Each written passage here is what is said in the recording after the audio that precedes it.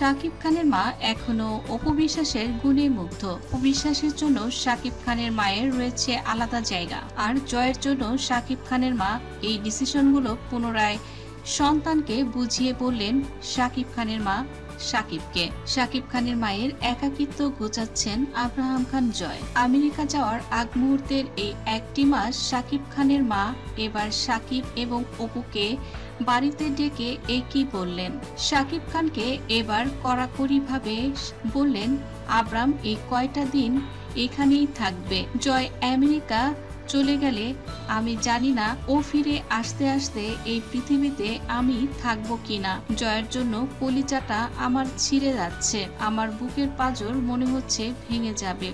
এত কষ্ট হচ্ছে আমার বলে বোঝাতে পারবো না। সাকিবকে কাছে পেয়ে জড়িয়ে ধরে হাউমাউ করে কাঁদলেন নাতির জন্য শাকিব খানের মা। দেশে ফিরেছেন শাকিব খান গতকাল, মা অসুস্থ। এদিকে শাশুড়ি অসুস্থতার খবরে আব্রামকে নিয়ে বর্তমানে শাকিব খানের বাড়িতেই রয়েছেন নায়িকা অপু বিশ্বাস। এদিকে শাকিব দেশে ফেরার পর আমেরিকা যাওয়ার সকল কার্যক্রম এই মুহূর্তে প্রস্তুত করছেন নায়িকা অপু বিশ্বাস। আমেরিকাতে চলে যাবেন শাকিব খান, অপু বিশ্বাস এবং আব্রাহাম খান জয়, কিন্তু নাতি চলে যাচ্ছে। এ কারণে শাকিব খানের মা এবার কেঁদে কেঁদে শাকিব খানকে বললেন, বাবা জয় তো চলে যাবে, এই কয়টা দিন জয় না হয় আমার সঙ্গে থাক।